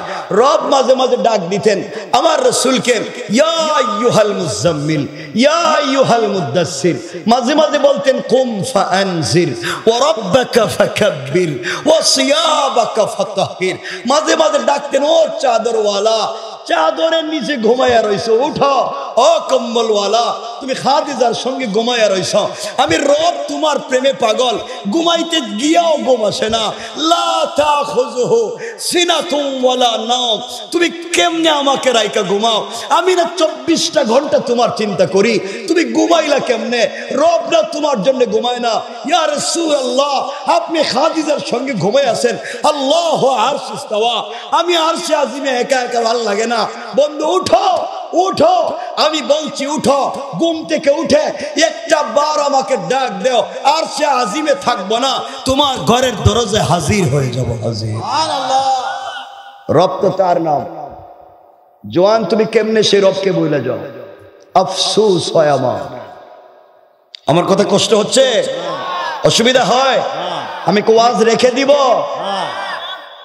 এই জন্য যুবক, তুমি বুঝতেছো না ভাই, সারাদিন কিছু বললেই বলো ব্যস্ত, ভাই আসো না তাফসিরে ব্যস্ত, আসো না দোকান থেকে নামাজে ব্যস্ত। আরে যুবক, কিছু বললেই বলো ব্যস্ত ব্যস্ত ব্যস্ত। তুমি বুকা, তুমি জানো না তোমার চাইতে বেশি ব্যস্ত আজরাইল তোমাকে নিয়ে। তোমারে আজরাইল খুঁজতেছে। সারাদিন দোকানদারি করে বিকালবেলা কেশের বাক্স খুলে টাকা গুনতে গিয়েছ। টাকা আমার, মান্দার দোকানদারি আমার, ব্যবসা বাণিজ্য আমার। তুমি জানো না হতে পারে তোমার কেশের বাক্সের ভিতরে আজরাইল বসা। আজরাইল আল্লাহরে বলতেছে, আল্লাহ ও বলে টাকা নাকি তার, ও বলে সম্পদ নাকি তার, আমসিক আও আত্রুক, ওরে ধর্মুনে ছাইড়া দিমু। আল্লাহ বলে নামাজ ছাইড়া, নামাজ রোজা বাদ দিয়া দোকানে টাকা গুনতেছে আর বলে আমার, মার থাবড়া দিছে আজরাইল থাপ্পড়। দেখা যায় বসা রইছে ব্রেইন স্ট্রোক। কথা বলেন না কেন? হয় না হয় না? হঠাৎ শরীর ঘামতেছে, ঘামে কেন? কাম তো হয়ে গেছে, ব্রেইন স্ট্রোক। কথা বলে। যুবক, তোমার নাকি পাসপোর্ট স্পাউস ভিসা আছে, আগামী কালকে আমেরিকা চলে যাইবা, হয়তো বা এখান থেকে শাম মখদুম থেকে চলে যাইবা, আগামী কালকে ইংল্যান্ডে ফ্রান্সে চলে যাইবা। সবার কাছ থেকে বিদায় নিছ, 10 বছরের আগের বন্ধুরে খুঁজা বিদায় নিছ, কিন্তু বুইলা গেছো আল্লাহ রে। সবার কাছ থেকে বিদায় নিয়া ব্যাগেজ লাগেজ ঠিক করে পাসপোর্ট বালিশের নিচে রাইকা ঘুমাইছ, সকালে ঘুম থেকে উইটা চলে যাইবা। বুকা জানিস না আজরাইল আল্লাহ রে বলে, আল্লাহ ও ঘুমাইছে, সকালে চলে যাইব। সবার কাছ থেকে বিদায় নিল, একবারও তোমার নাম নেয় নাই, একটা বারও তোমার স্মরণ করে নাই। আল্লাহ আমসিকা ওয়া আত্রুক, ওরে ছাড়া দিব না ধর্ম। আল্লাহ বলে দে বুক বরাবর থাপড়া দিছি তো থাপ্পড়। দেখা যায় ঘুমেই হার্ট অ্যাটাক। কথা বলেন, বলেন ঠিক কিনা বলেন? কে বুঝলেন? আমার কথা খারাপ পাইতেছেন? দিল থেকে ভালোবাসা নিয়ে বলছি। আমি আজগবি কিচ্ছা কাহিনী কম জানি না, কোরআনিক সায়েন্সের একজন স্টুডেন্ট হিসাবে খুব কিচ্ছা কাহিনী শিখছি। আবার তোমাদেরকে তো কিচ্ছা বলতেছি না, শুধু শোনাচ্ছি রব চায় কি আর তুমি আমি চাই কি। কথা বুঝতেছেন? আমরা কি কথা রেখে দেবো না চালাবো? সবাই হাত তুলেন আমার সঙ্গে, সবাই সবাই সবাই। কার কার উঠছে? আর রইছে নাকি ওর হাত? মাশাআল্লাহ, সবাই হাতে হাত নামাইয়েন না, নামাইয়েন না। এ হাত কার? এ হাত কে দিছে? আমাদের মালিককে, আমাদের সম্পদের মালিককে, আমাদের পয়সাপাতির মালিককে। পকেটে হাত দেন, পকেটে হাত দিয়ে দেন, দেন দেন, 1 টাকা 2 টাকা যা পান দিয়ে দেন ওদেরকে। এরপর আমরা ওয়াজ শুরু করে দিই, মূল ওয়াজ। দেখবেন আপনাদের ভালো লাগবে, শুনতে অনেক ভালো লাগবে। এই যাও না, পরে ওয়াজ করে দেবো, কিন্তু সবাই দাও, টাকা পয়সা দাও, না দিলে খবর আছে কিন্তু। বলেন না যাবে? 2 নম্বর, গালি দেওয়া যাবে। কেউ গালি দিলে আমরা কি দিব? সবাই বলে না কি দিব? পরিবারে সালাম দিব তো ইনশাল্লাহ, আজকের থেকে সালাম দিব তো ইনশাল্লাহ, ইনশাল্লাহ। 2টা আল্লাহর গোলামের 3 নম্বর গুণ আল্লাহ বললেন, ওয়াল্লাযীনা ইয়াবীতুনা লিরাব্বিহিম সুজদাও ওয়া কিয়ামা। আল্লাহ রাব্বুল ইজ্জত ওয়াল জালাল বলছেন, মুসলমানেরা এই দুনিয়ার জমিনে যারা আমি আল্লাহর গোলাম দাবি করবে, আশিক রাসূল দাবি করবে, আমি আল্লাহর গোলাম নিজেকে মনে করবে, আল্লাহর গোলামের 3 নম্বর গুণ হলো আমার গোলাম বিপদে পড়ে গেলে রুকু করবে আমার পায়ে, সেজদা করবে আমার পায়ে। সুতরাং আজকালকে যারা আল্লাহর পা ছাড়া পীরের পায়ে সেজদা করে, মাজারে মাজারে সেজদা করে, পীরের কদমে সেজদা করে, আল্লাহর কসম, আল্লাহর কসম, তারা আল্লাহর গোলাম হতে পারে না। ঠিক কিনা বলেন? আল্লাহ বলছেন সুজদা ওয়া কিয়ামা, সেজদা আমার জন্য, দাঁড়ানো আমার জন্য, সব হবে আমার জন্য, লিল্লাহি রাব্বিল আলামিন, সব আমার জন্য। এই জন্য কবরে গিয়ে কিছু চাওয়া যাবে? মরা মানুষের কাছে কিছু চাওয়া যাবে? অনেকে তো যায় বিভিন্ন জায়গায়, শুনছি যায় মাজারে কি হাবি যাবি চায়, বাচ্চা কাচ্চাও চায়, আমার কপালে ঠাডা পড়ুন বাচ্চা সব। আল্লাহর গোলামের 3 নম্বর রুকু সেজদা কার পায়ে? আল্লাহর গোলামের 4 নম্বর গুণ আল্লাহ বললেন, ওয়াল্লাযীনা ইয়াকুলুনা রাব্বানা সরিফ আন্না আযাব জাহান্নাম ইন্না আযাবাহা কানা গরামা। আল্লাহ রাব্বুল ইজ্জত ওয়াল জালাল বলছেন, মুসলমানেরা, আল্লাহর গোলাম যারা হবে, আল্লাহর গোলামের 4 নাম্বার গুণ হলো, আমার গোলাম বিপদে পড়ে গেলে রুকু করবে আমার পায়ে, সেজদা করবে আমার পায়ে। আমার গোলামের 4 নাম্বার গুণ হলো, সাকারাত শুরু হয়ে যাওয়ার আগে, গারগারা শুরু হয়ে যাওয়ার আগে, ওয়াল্লাযীনা ইয়াকুলুনা রাব্বানা ইসরিফ আন্না আযাবা জাহান্নাম ইন্না আযাবাহা কানা গরামা। সাকারাত শুরু হয়ে যাওয়ার আগে, গারগারা শুরু হয়ে যাওয়ার আগে, কবরে চলে যাওয়ার আগে, মালাকুল মউত আজরাইল পৌঁছে যাওয়ার আগে, আমার যে গোলাম গোটা জিন্দেগির অপরাধের জন্য আমি আল্লাহর দরবারে হাত উঠাইয়া তওবা করবে, আল্লাহ রাব্বুল ইজ্জত ওয়াল জালাল বলেছেন, বান্দারে তওবা করতে দেরি হবে বান্দা, আমি আল্লাহ ক্ষমা করে জান্নাত দিতে 1 মিনিটও দেরি হবে না। সুবহানাল্লাহ, জোরে পড়েন। এই 4 গুণ অর্জন করে যদি নেক আমল পূর্ণাঙ্গ করতে পারি, এই 4 গুণ অর্জন করে পূর্ণাঙ্গ নেক আমলকে যদি কমপ্লিট করতে পারি, আল্লাহ রাব্বুল ইজ্জত ওয়াল জালাল উচ্চ আয়াতের ভিতরে বলছেন, ওয়াদাল্লাহুল্লাযীনা আমানু মিনকুম ওয়া আমিলুস সালিহাত। আল্লাহ রাব্বুল ইজ্জত ওয়াল জালাল বলছেন, শোনো, আল্লাহ ওয়াদা দিলেন, ওয়াদাল্লাহুল্লাযীনা আমানু, আল্লাহ ঈমানদারদের সঙ্গে ওয়াদা করেছেন, এক শর্তে 3টা পুরস্কার দিবেন। 1 নম্বর পুরস্কার, লায়াস্তাখলিফান্নাহুম ফিল আরদি কামাস্তাখলাফাল্লাযীনা মিন ক্বাবলিহিম। আল্লাহ রাব্বুল ইজ্জত ওয়াল জালাল 1 নম্বর পুরস্কার দিবেন, পুরা দুনিয়ার খেলাফত মুসলমানদেরকে দান করবেন, যেভাবে আগেকার মানুষদেরকে দান করেছিলেন। আল্লাহ রাব্বুল ইজ্জত ওয়াল জালাল বললেন, লায়াস্তাখলিফান্নাহুম ফিল আরদি কামাস্তাখলাফাল্লাযীনা মিন ক্বাবলিহিম। এরপরে বললেন, ওয়ালা ইউমাক্কিনান্না লাহুম দীনাহুমুল্লাযী ইরতাদা লাহুম। ইসলাম ধর্মকে তিনি পূর্ণাঙ্গ করে দিবেন, পুরা জাতির জন্য মনোনীত ধর্মকে পুরা জাতির মানুষের কাছে ইসলামকে এভাবে পৌঁছে দিবেন, সবাই, পৃথিবীর সব মানুষ কালিমা পড়ে মুসলমান হয়ে যাবে। 3 নাম্বার পুরস্কার দিলেন, ওয়ালা ইউবাদদিলান্নাহুম মিন বাদি খাউফিহিম আমনা। কাফেরদেরকে আজকে আমরা ভয় পাই, ইহুদি খ্রিস্টানদেরকে আজকে আমরা ভয় পাই, আল্লাহ বলছেন কাফেরদের অন্তরে মুসলমানদের ভয় ঢুকাইয়া দিব। এই 3 পুরস্কার দিব, পুরা দুনিয়া ইসলামী খেলাফত দিব, পুরা দুনিয়ায় দ্বীনকে কায়েম করে দেব, পুরা দুনিয়া ইসলামকে পাবলিকের জন্য মনোনীত করে সকল মানুষকে মুসলমান বানাইয়া দিব। 3 নাম্বার হলো, যারা থাকবে অমুসলিম তাদের দিলের ভিতরে মুসলমানদের ব্যাপারে ভয় ঢুকাইয়া দিব। 3 পুরস্কার দান করবেন, শর্ত একটাই, নেক আমল, ওয়া আমিলুস সালিহাত। যদি নেক আমল করতে পারি, আল্লাহর পরে বলছেন, ইয়াবুদুনানি লা ইউশরিকুনা বি শাইআ। আল্লাহ রাব্বুল ইজ্জত ওয়াল জালাল বলছেন, চলার পথে একমাত্র ইবাদত হবে আল্লাহর, তার ইবাদতের সঙ্গে কাউকে শরীক করা যাবে না। শরীক করা যাবে? জোরে বলেন, যাবে? কাউকে শরীক করা যাবে না। এইভাবে আল্লাহ রাব্বুল ইজ্জত ওয়াল জালাল বললেন, এইভাবে চলার পথে দ্বীনকে যদি পূর্ণাঙ্গ করে দুনিয়ার জমিনে চলতে পারি, আল্লাহ রাব্বুল ইজ্জত ওয়াল জালাল আমাদেরকে দুনিয়ার জমিনে বলছেন 3টা পুরস্কার দিবেন। 1 নাম্বার পুরস্কার, ইসলামী হুকুমত কায়েম করে দেবেন। 2 নাম্বার, ইসলাম ধর্মকে পুরা জাতির জন্য মকবুলান তাম্মা করে দিবেন। 3 নাম্বার হলো, কাফেরদের অন্তরে আমাদের ব্যাপারে ভয় ঢুকাইয়া দিবেন। আর ইন্তেকালের পর আল্লাহ রাসূল বলছেন, ফাদাখালাল জান্নাতা বিসালাম। ইন্তেকাল করতে দেরি হবে, আল্লাহর ওই বান্দা জান্নাতে যেতে 1 মিনিটও দেরি হবে না। পড়েন সুবহানাল্লাহ,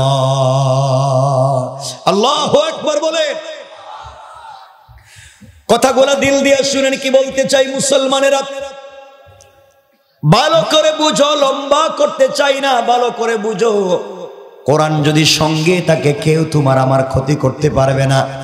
এই জন্যই পৃথিবীতে চলার পথে আমরা কোরআনকে সঙ্গে রাখতে পারবো তো ইনশাআল্লাহ? আওয়াজ করে জুড়ে বলেন না ইনশাআল্লাহ। মনোযোগ দিয়ে শুনেন কি বলতে চাই।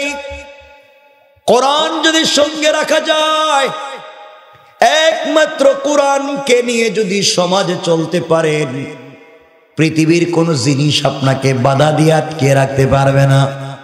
পুরা দুনিয়া যদি আপনার বিরুদ্ধে চলে যায়, আপনার দিলে আপনার বিশ্বাসে যদি কোরআন থাকে, আল্লাহ রাব্বুল ইজ্জত ওয়াল জালাল বলে দিয়েছেন পুরা দুনিয়া বিরুদ্ধে চলে গেলেও আমি ওই কোরআনওয়ালাকে হেফাজতের জিম্মাদার। পড়েন সুবহানাল্লাহ।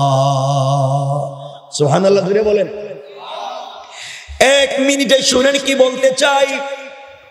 কোরআন সঙ্গে থাকলে পুরা দুনিয়া যদি আমাদের বিরুদ্ধে চলে যায়, পুরা দুনিয়ার সামনে কেমনে আল্লাহ আপনাকে আমাকে বাঁচাইয়া দিবেন, এক মিনিটে শুনেন।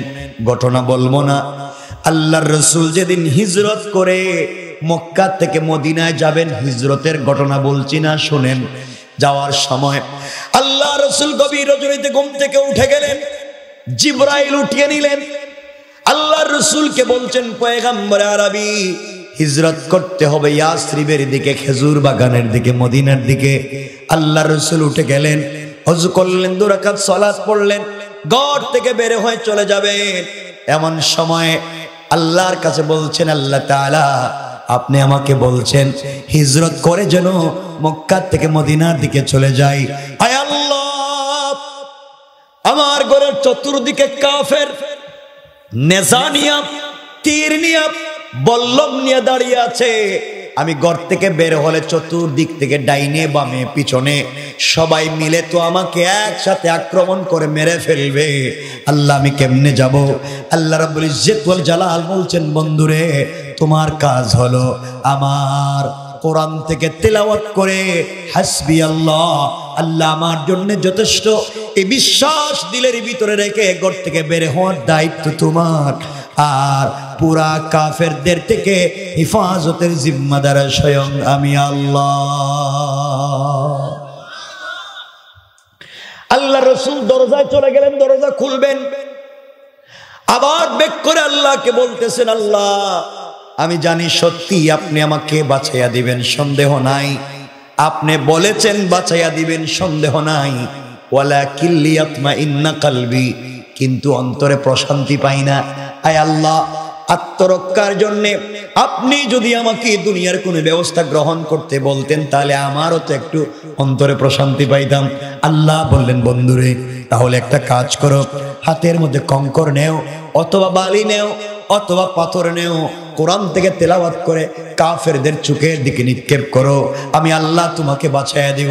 আল্লাহ রাব্বুল ইজ্জত ওয়াল জালালের পয়গম্বর বলছেন, আল্লাহ পুরা কাফেররা অত্যাধুনিক অস্ত্র নিয়ে আমার ঘরের সামনে পিছনে দাঁড়িয়ে আছে, আর আমি বালি নিলে কি হবে? আল্লাহ বললেন, আত্মরক্ষা করা যাবে, তুমি তো কিছু তো হাতে নিয়েছো। আল্লাহ রাসূল আবার জানতে চাইলেন, আল্লাহ তাআলা কাফেররা তো চতুর্দিকে আছে, আমি তো একদিকে নিক্ষেপ করতে পারবো, সামনের দিকে যাবে, ডান বাম পিছনের কাফেররা তো আমাকে মেরে ফেলবে। আল্লাহ বলছেন, বন্ধুরে তুমি আমার উপরে বিশ্বাস রেখে কোরআন তেলাওয়াত করে ঘর থেকে বের হয়ে যাও, নিক্ষেপ করে ফেলো, আর চতুর্দিকের কাফেরদের চুকে চুকে পৌঁছে দেওয়ার জিম্মাদার স্বয়ং আমি আল্লাহ। সংক্ষেপ কথা বলবার জন্য আল্লাহর রাসূল হাতের মধ্যে কঙ্কর নিলেন অথবা বালি নিয়েছেন, বালি নিয়ে দরজা খুললেন, দরজা খুলে সামনের দিকে নিক্ষেপ করলেন। তাকাইয়া দেখেন ডাইনে বামে পিছনে চতুর্দিকের কাফেররা চোখ রগড়াতে লাগলো, চোখ মুছতে লাগলো। আল্লাহর রাসূল বুঝতে পারলেন সকল কাফেরদের চোখে এক চোখে পড়ে গিয়েছে, এক যুগে সকল কাফেরদের চোখে পড়ে গিয়েছে। আল্লাহর রাসূল মদিনায় পৌঁছে গেলেন, একদিন সুযোগ বুঝে বলতে লাগলেন, আল্লাহ তাআলা ওই দিন আমি নিক্ষেপ করলাম সামনের দিকে কঙ্কর অথবা বালি, চতুর্দিকের কাফেরদের চোখে কেমনে গেল? কেউ আমাকে ধরতে পারলো না। আপনি কি বলবেন কেমনে ওই দিন আসলাম? আল্লাহ বলেন, বন্ধুরে শোনো, তুমি কি বলতে পারবে কেমনে আসলা? আল্লাহ রাসূল বলছেন, আল্লাহ তাআলা আমি তো সামনের দিকে মারলাম, পিছনে কেমনে গেল আমি জানি না। আমার আল্লাহ জবাব দিলেন, বন্ধু শোনো, ওয়ামা রামাইতা ইদ রামাইতা ওয়ালাকিন্নাল্লাহ রামা। আল্লাহ রাব্বুল ইজ্জতুল জালাল বলছেন, বন্ধুরে তুমি যখন আমার উপরে ভরসা করে কোরআন তেলাওয়াত করে পাথরগুলো নিক্ষেপ করেছো, তখন এটা তোমার হাত থাকে নাই, আমি আল্লাহর কুদরতের হাত হয়ে গিয়েছে। আর আমি আল্লাহ আমার হাত দিয়া সকল কাফেরদের চুকে চুকে পৌঁছে দিয়েছি। সুবহানাল্লাহ, জুড়ে বলেন না। আল্লাহ ছেলে পারেন? আসতে বললেন যে আপনাদের মনে হয় অসুবিধা হইতেছে। আমি লম্বা করতে চাই না, আপনাদের অসুবিধা হচ্ছে? আল্লাহ চাইলে পারেন কি পারেন না? পারেন। আল্লাহ চাইলে পারে। খুব মনোযোগ দিয়ে শুনেন কি বলতে চাই। আমার বন্ধুগণ, রব রাসূল পাককে বাঁচিয়ে দিলেন কত চমৎকার করে। আরেকটু আপনাদের দিকে সহজ করে বলতে চাই, খুব লম্বা না, 12টার দিকেই আমরা রেখে দিব, চেষ্টা করবো আরো ভিতরে রেখে দেওয়ার জন্য। আমি তো অসুবিধা হইতেছে বুঝতেছি আপনাদের। কথাগুলো মনোযোগ দিয়ে শোনেন। আমরা যদি এই পৃথিবীতে এই আমলগুলা করে, যেগুলার কথা বললাম, এই কাজগুলা করে পৃথিবীতে একটা আমল করতে পারি, কয়টা? সবাই বলেন না, একটা। সবাই বলো কয়টা? একটা। আল্লাহর রাসূল বলছেন দুনিয়ায় 5 পুরস্কার। কয়টা? আর ইন্তেকালের পরে বিনা হিসেবে জান্নাত। সুবহানাল্লাহ। আমার বানানো কথা না, ইমামে আহমদ ইবনে হাম্বল রাহমাতুল্লাহি আলাইহি উনার জিন্দেগি থেকে বলতেছি।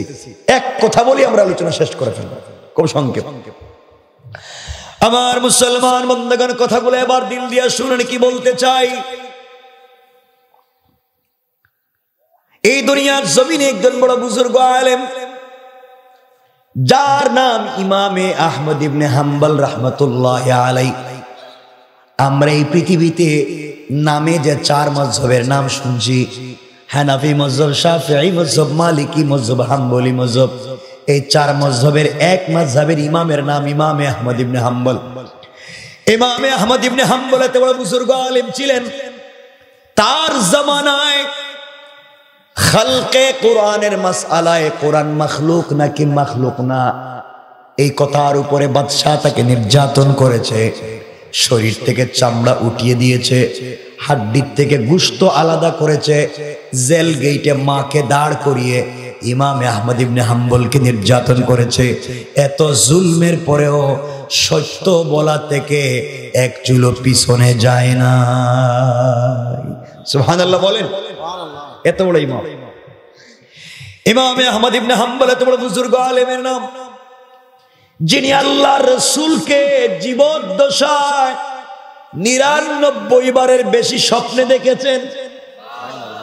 ইমামে আহমদ ইবনে হাম্বল এত বড় বুজুর্গ আলেমের নাম, যিনি এই পৃথিবীতে সবথেকে বড় যে হাদিসের কিতাবগুলো আছে, এর মধ্যে বড় একটা হাদিসের কিতাবের নাম মুসনাদ ইমামে আহমদ ইবনে হাম্বল, যার ভিতরে 40,000-এর বেশি হাদিস আছে। ওই কিতাবটাও সংকলন করেছেন ইমামে আহমদ ইবনে হাম্বল। বলেন সুবহানাল্লাহ। চিন্তা করে, ওই তার জিন্দেগির থেকে বলতেছি। এত কথা বলার অর্থ হলো ইমামে আহমদ ইবনে হাম্বল আমাদের মতো কেউ না। এই ইমামে আহমদ ইবনে হাম্বল রাহমাতুল্লাহি আলাইহি হাদিস সংগ্রহ করার জন্য একদিন গড় থেকে বের হলেন, দীর্ঘ পথ পর্যন্ত চলতে লাগলেন। কিছু দূর যাওয়ার পরে তিনি জানতে পারলেন একটা হাদিস অনেক দূরে একজনের কাছে আছে। ওই একটা হাদিসের তালাশের জন্য গড় থেকে বের হয়ে গেলেন। বৃদ্ধ মানুষ ছিলেন, লাঠিতে বর দিয়ে হাঁটতে লাগলেন। ঠান্ডার রজনী ছিল, হাঁটতে হাঁটতে সন্ধ্যা হয়ে গিয়েছে।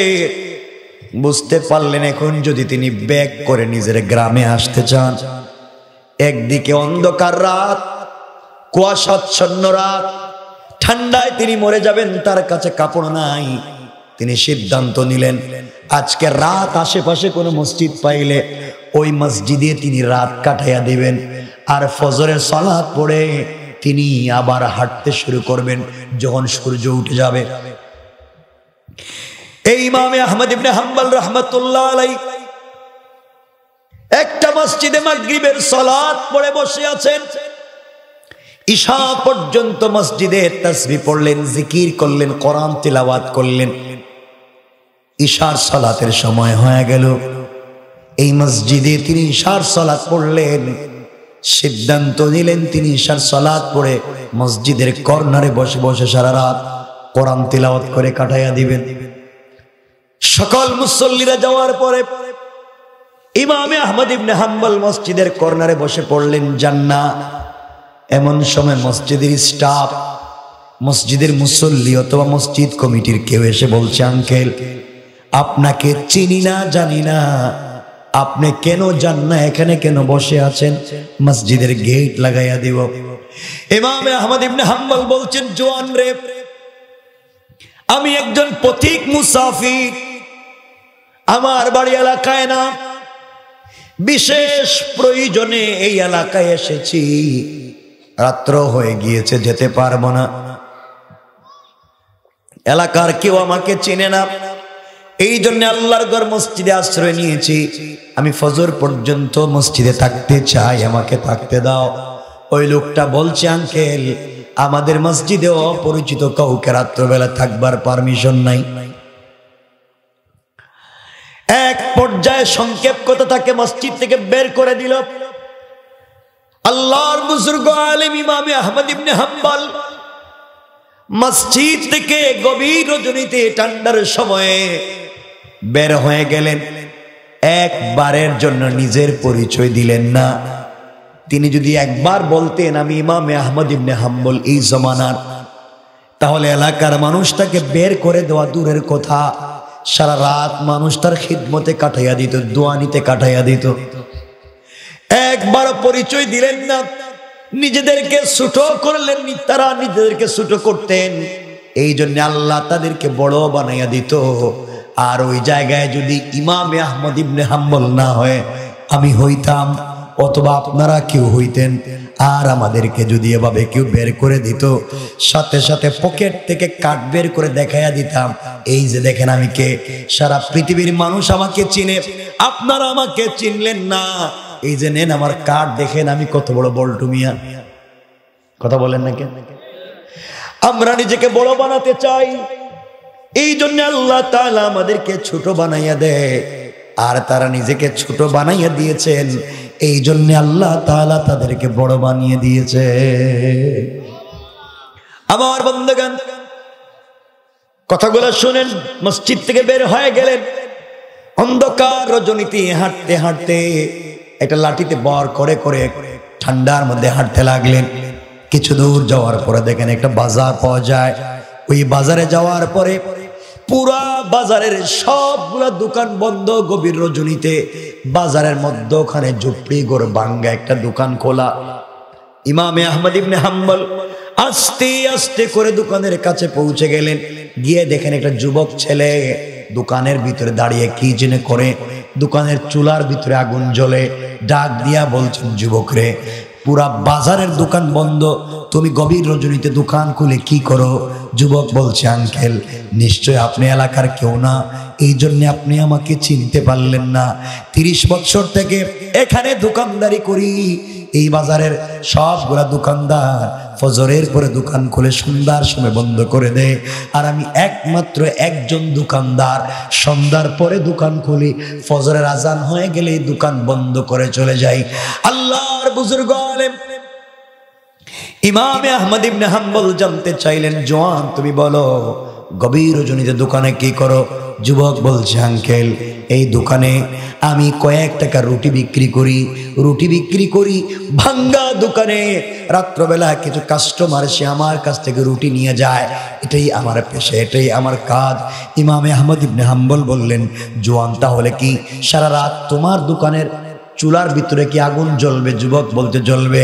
তাহলে কি বাবা আমি দোকানের বাহিরে দাঁড়িয়ে দাঁড়িয়ে তোমার দোকানের তাপ পোহাতে পারবো কি আগুন পোহাতে পারবো? এর মাধ্যমে আমার শরীর থেকে ঠান্ডা কমবে, সারা রাত কি দাঁড়িয়ে থাকতে পারবো? যুবক ডাক দিয়ে বলছে, আঙ্কেল আপনি সারা রাত এভাবে মসজিদ এভাবে দোকানের বাইরে দাঁড়িয়ে থেকে কষ্ট করবার দরকার নাই। আপনি আমার দোকানে আসেন, আমিও ফজর পর্যন্ত থাকব, আপনিও থাকবেন, আজান হয়ে গেলে আমিও চলে যাব, আপনিও চলে যাবেন। ইমাম আহমদ ইবনে হাম্বল যুবকের কথা শুনে দোকানের ভিতরে পৌঁছে গেলেন, দোকানের ভিতরে ঢুকে গেলেন। দোকানের ভিতরে যাওয়ার পরে তিনি আশ্চর্য হয়ে গেলেন। তারিখে ইবনে জারির তাবারিতে লিখে ইমাম আহমদ ইবনে হাম্বল তাকাইয়া দেখেন এই যুবকটা যখন রুটি বানাবার জন্য খামির বানায় তখন যুবকটা পড়ে একটা শব্দ আস্তাগফিরুল্লাহ। শুধু এতটুকুন পড়ে আস্তাগফিরুল্লাহ। রুটি কমপ্লিট তৈরি হয়ে গেলে আবার যুবক পড়ে আস্তাগফিরুল্লাহ। চুলার ভিতরে রুটি দিয়ে আবার পড়ে আস্তাগফিরুল্লাহ। রুটি নির্ধারিত জায়গায় রেখে আবার পড়ে আস্তাগফিরুল্লাহ। কেউ যখন তার কাছে রুটি নিতে আসে তার হাতে রুটি দেয়, টাকা হাতে নিয়ে আবার পড়ে আস্তাগফিরুল্লাহ। এইভাবেই সময় কেটে যায়, আর কোনো কথা বলে না, শুধু আস্তাগফিরুল্লাহ আস্তাগফিরুল্লাহ আস্তাগফিরুল্লাহ এই কথাই বলে, আর কোনো কথা বলে না।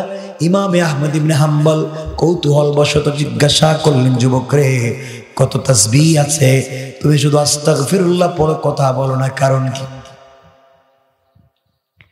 যুবক ডাক দিয়া বলছে, আঙ্কেল আপনাকেও আমি চিনি না, আপনিও আমাকে চিনেন না।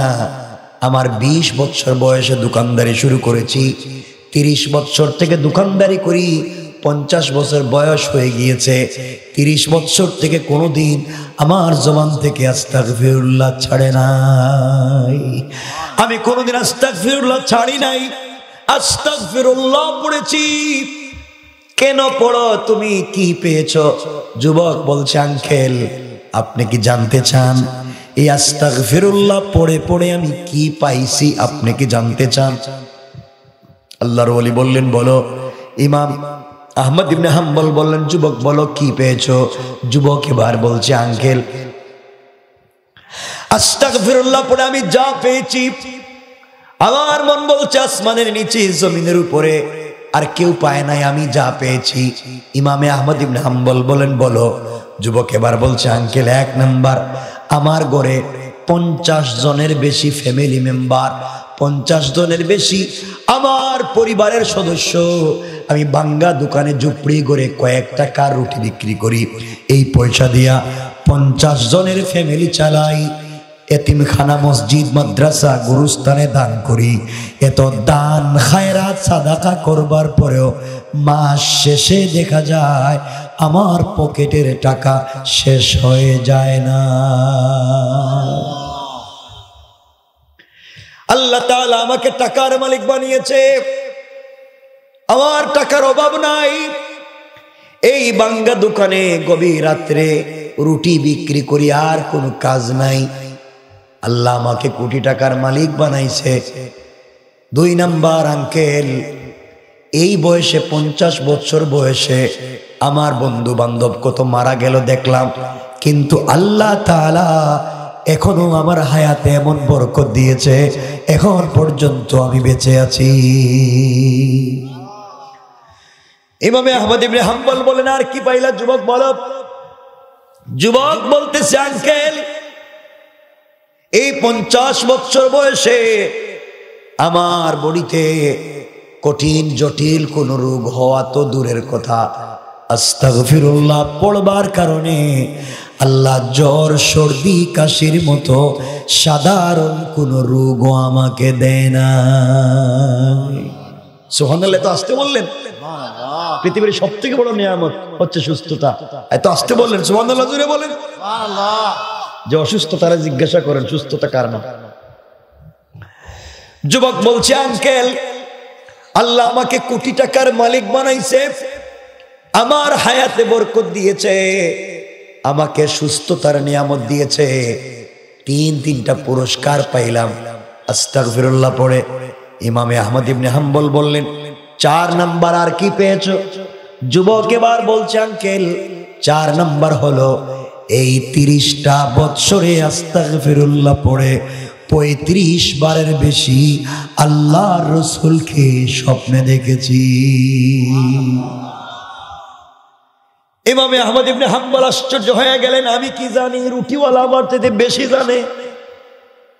রুটিওয়ালা আল্লাহর সঙ্গে কি সম্পর্ক করেছে?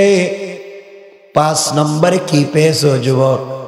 এবার যুবক বলছে, আঙ্কেল 5 নম্বরে আমি আমার জন্য, আমার পরিবারের জন্য, এলাকাবাসীর জন্য, এলাকার যে মানুষ আমার কাছে দোয়ার জন্য আসে, আমি হাত উঠাই আস্তাগফিরুল্লাহ পড়ে পড়ে দোয়া হাত উঠাই। হাত উঠাইতে দেরি হয়, আমি যার জন্য যে ব্যাপারে দোয়া করি সবগুলা দোয়া আল্লাহ কবুল করে নেন। ইমাম আহমদ ইবনে হাম্বল বলছেন, যুবক তাহলে কি তুমি মুস্তাজাবুদ দাওয়া, তোমার জিন্দেগির সব দোয়া কবুল হয়ে যায়? তাহলে কি তুমি মুস্তাজাবুদ দাওয়া? যুবক বলছে, আঙ্কেল মুস্তাজাবুদ দাওয়া কিনা জানি না, কিন্তু আল্লাহ তাআলা আমার জীবনের সব দোয়া কবুল করে। এবার জিজ্ঞেস করলেন, যুবক বলো, তোমাকে আল্লাহ কোটি টাকার মালিক বানাইছে, হায়াতে বরকত দিয়েছে, সুস্থতার নিয়ামত দিয়েছে, রাসূল পাককে স্বপ্নে দেখার সুযোগ দিয়েছে, সবগুলা দোয়াকে কবুল করছে, তোমার জীবনে তো কোনো কষ্ট নাই, সুখ আর সুখ, আনন্দ আর আনন্দ, তুমি কত ভালো। যুবক রে, এত আনন্দের ভিতরে তোমার দিলে কি কোনো ব্যথা আছে নাকি? তোমার দিলে কোনো কষ্ট আছে নাকি? এত আনন্দের ভিতরে, এত সুখ শান্তি রহমত আর বারাকাতের ভিতরে তোমার দিলে কি কোনো কষ্ট আছে নাকি জানতে চাই।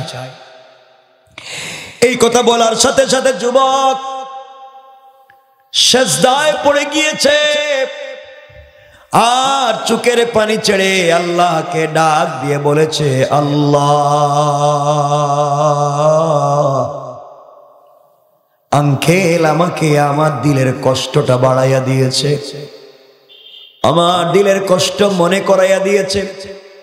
যুবক বলতেছে, আঙ্কেল 30টা বছর থেকে আল্লাহর কাছে যা চাইলাম দিল, কোটি টাকার মালিক বানাইলেন আল্লাহ, হায়াতে বরকত দিলেন আল্লাহ, সুস্থতার নিয়ামত দিলেন আল্লাহ, নবীজিকে স্বপ্নে দেখার সুযোগ দিলেন আল্লাহ, জীবনের সবগুলো দোয়া কবুল করলেন আল্লাহ, কিন্তু এত কিছুর ভিতরে আমার দিলের ভিতরে আমার একটা কষ্ট রয়ে গেছে।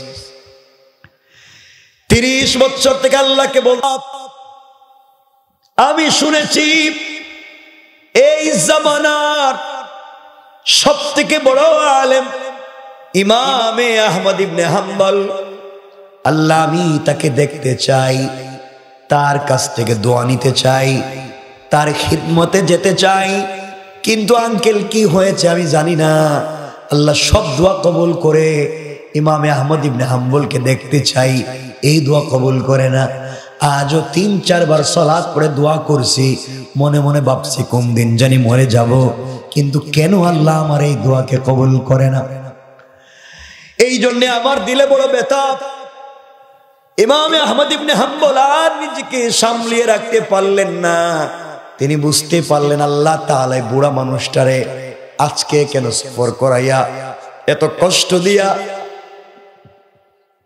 এই ঠান্ডার মধ্যে গভীর রজনীতে এই রুটিওয়ালার দোকানে নিয়ে এসেছেন। আল্লাহ বুঝাতে চাইতেছেন, ওই ইমামে আহমদ ইবনে হাম্বল, দুনিয়ার জমিনে কত মানুষ রাস্তাঘাটে পড়ে আছে, কিছু পারফেক্ট, কিছু স্পেশাল আমল করে ওই রাস্তাঘাটে বৈশাও আমি আল্লাহর সঙ্গে স্পেশাল সম্পর্ক গড়ে ফেলেছে। ঠিক কিনা ধরে বলে? করতে পারে যে কেউ রবের সঙ্গে সম্পর্ক করতে পারে, শুধু একটা চমৎকার চরিত্রের দরকার পৃথিবীতে এবং আল্লাহর কাছে আখেরাতে। একবারে পৃথিবীর সমস্ত আমল যদি একদিকে রাখা হয় আর সৎ চরিত্র একদিকে রাখা হয়, সৎ চরিত্রটাই আল্লাহর কাছে দামি, কারণ কোনো ইবাদতই ঠিক হয় না চরিত্র যদি সৎ না থাকে। এই জন্য সৎ চরিত্রের অনেক দাম যুবক। এই জন্য তোমাদের পায়ে হাত রেখে বলে যাই, চরিত্রটাকে ঠিক রাখো, যাই করো বাবা চরিত্রটা ঠিক রাখো, জীবনে আজ না হয় কাল সফলতা আসবেই, আসবেই সফলতা। চরিত্রকে ঠিক রাখো, কারণ চরিত্রহীন কাউকে আল্লাহ তাআলা এই সমাজে ইজ্জত দিতে চায় না, বরং বেইজ্জতির জিন্দেগি নসিব করায়। আমার বন্ধুগণ, ইমামে আহমদ ইবনে হাম্বল এবার চোখের পানি ছেড়ে দিয়েছেন। ডাক দিয়ে বলছেন, যুবক রে, তুমি ইমামে আহমদ ইবনে হাম্বলকে দেখতে চাও?